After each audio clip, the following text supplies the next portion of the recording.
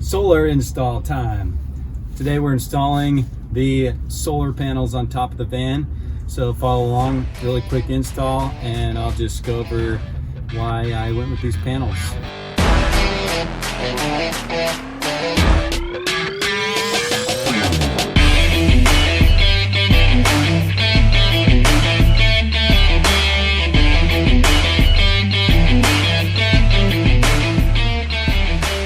I opted for these HQST solar panels.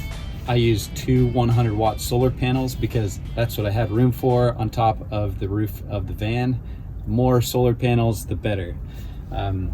I also calculated how much I would be using with my 12-volt refrigerator and felt like I needed a minimum of 200 watts of panels to be able to keep up with my 12-volt fridge running constantly, as well as charging phones or laptops.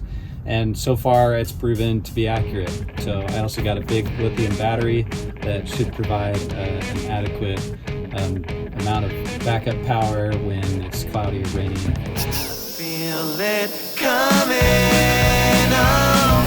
Right now it won't be long. She knows real well that our love gon' fade away. So let it die, take me to a better day. Oh, time, make me right. Come on, time, make me alright. Yeah, time, make me right. Come on, time, make me alright. Yeah, it's been tough. I'm feeling like I'm stuck. If this is love, I'm thinking I've had enough. I'm hoping she's gone. I opted for the HQST solar panels because I got them at a great price, and I watched a video by Will Prouse. I'll throw a link in the description, but he compared 4 different popular brands of solar panels. He took 4 different 100-watt solar panels and compared the power output of them all sitting out in the sun at the same time, and just compared the packaging and what they look like, and the Renogy and HQST solar panels seem to be identical, probably even the same manufacturer that makes them. So anyways, to get them at 20 or 30 bucks cheaper a panel, I went with HQST, and they've turned out great. I got the HQST panels and the little mount, the bracket mounts, and the cable extensions, and got a cover to put on the van roof, so that routes the wires through a hole in the van, but makes it nice and clean and sleek, with air flowing over the top of the van while you're driving and everything, and keeps it nice and watertight. So that was worthwhile to get. I'll put all this stuff right in the description, so if you are looking to set up a similar system, you can easily just see the parts that I bought. Make me alright by tonight.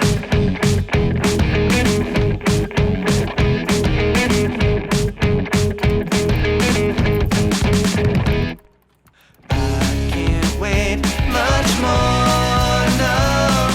I need a free soul. How long's it gonna take for this love to die? 'Cause I can't wait around, I want it gone tonight. Oh, time, make me right. Come on, time, make me alright. Well, there it is, really quick install, but it's not a big job, and it's definitely something you can handle yourself. I have a recommendation that I did not do for my own install, but hopefully it can help you out, and I would do it the next time, is using some really high quality double-sided tape. So pick up some 3M tape or something and use that to stick on your van.